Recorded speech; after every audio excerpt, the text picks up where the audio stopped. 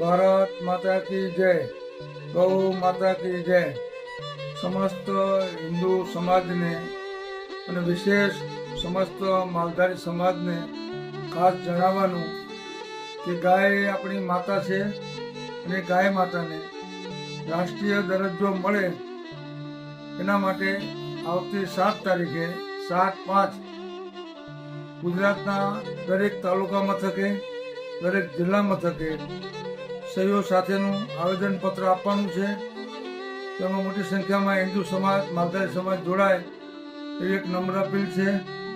વિશેષમાં આપણા શાસ્ત્રોમાં એવું કહેવામાં આવ્યું છે કે ગાયના શરીરમાં 33 કરોડ દેવનો વાસ હોય છે. ગાયનું દૂધ પવિત્ર હોય, ગાયનું ગોબર પવિત્ર હોય, ગાયનું ગૌમૂત્ર પવિત્ર હોય.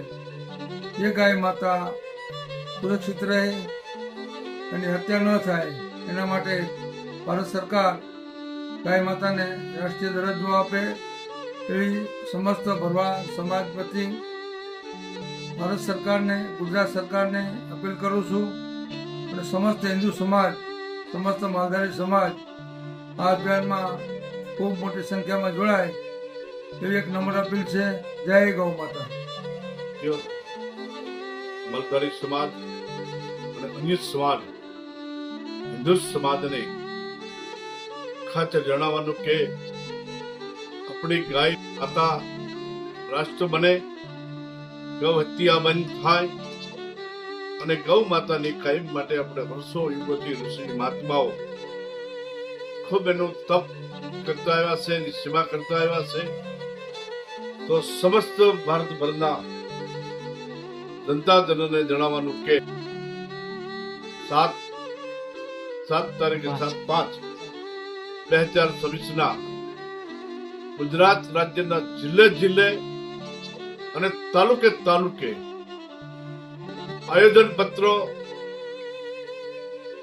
ખૂબ બધી સંખ્યા, લાખ માણા, 50,000, 20,000, 21,000, 23,000 એટલું તાલુકે જિલ્લે માણા જઈ અને આયોજન પત્ર મામલતદાર શ્રી સાહેબને આપે.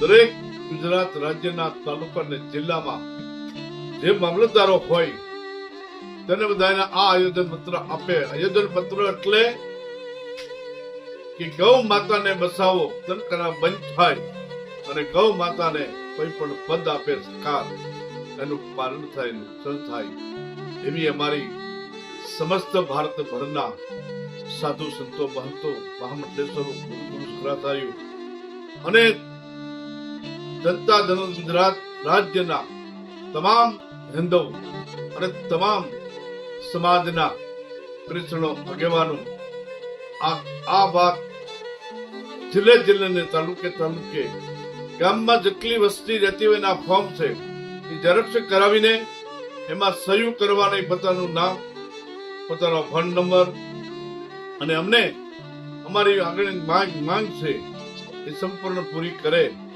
માનનીય સરકાર શ્રીને વિનંતી કરવી છે. આ ગૌ માતા આપણી પૂજનીય છે, આપણી માં છે. ગાય આ જગતમાં છે તો આ ઘાસ છે, તો આ વસ્તી છે, ઘાસ છે તો આ ધરતી છે, ઘાસ છે તો આ યુગ છે. ઘા જેથી નહીં હોય તેથી દત્તનું સુપુત્ર થઈ જાય. ગાનું દૂધ પવિત્ર છે, ગાનું ગૌમૂત્ર પવિત્ર છે, ગાનું ગોબર પવિત્ર છે અને ગા માતાના ઉપર ખાલી એક હાથ ફેરવી છે ને તો આપણે તમારી રેખાઓ, તમારા જે હૃદયના ધબકારા વધી જાય છે, સારી રીતે ચાલે છે. એવી જ્ઞાન માનવનો પ્રતાપ છે. તો હિન્દુ હોય, હિન્દુ આપણને આપણી ફરજ ગૌ માતાની પડે છે. તો તારીખ 27/5/2026 સવારમાં 8 થી 9 વાગ્યા સુધીમાં સમસ્ત જનતા જનોને, હિન્દુ સમાજને, ખાસ આખા ગુજરાત રાજ્યની અંદર તાલુકે મામલતદારોને આયોજન પત્ર આપવાનું છે, સહી સાથે ફોર્મો અને દરેક એકતા અને સંગઠન ગાય માટે થવું પડશે. જય ગૌ માતા, જય ગામ. જય ગૌ માતા.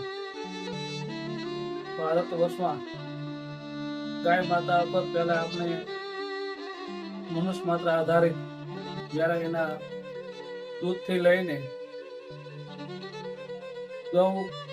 ગૌકળ, ગૌ ગોબર એની આધારિત આપણે ખેતી થતી અને ગાયના ઉપરથી આપણું ભરણ પોષણ થતું. માલધારી પશુપાલન ગાયને રાખી અને પોતાનું નિર્માણ કરતા હતા. આજે પરિસ્થિતિ વિકટ પરિસ્થિતિ બનતી જાય છે.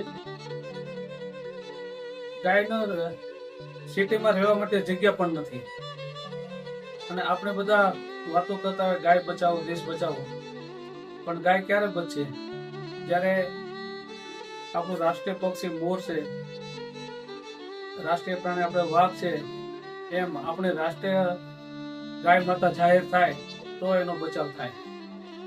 એટલે આવનારી તારીખ 7/5/2026 ના રોજ હરેક તાલુકા જિલ્લા મામલતદાર કલેક્ટર દ્વારા આપણે આવેદન પત્ર આપવાનું છે અને બહોળી સંખ્યામાં સમાજ ભેગો થઈ અને આવેદન પત્ર આપવા જાય. પોતાના જે આપણે બનાવીએ આવેદન પત્ર એમાં નામ, મોબાઈલ નંબર સહિત લેખિતમાં આવેદન પત્ર આપવાનું હોય તો દરેક સમાજને આહવાન કે આવનારી તારીખ 7/5/2026 ના રોજ દરેક તાલુકા અને તાલુકા મામલતદાર કચેરીમાં અને જિલ્લામાં કલેક્ટરને આવેદન પત્ર આપીએ અને ગાયને રાષ્ટ્રમાતા જાહેર કરી એવી આપણી સર્વની વિનંતી. બોલો ગાય માતા કી જય.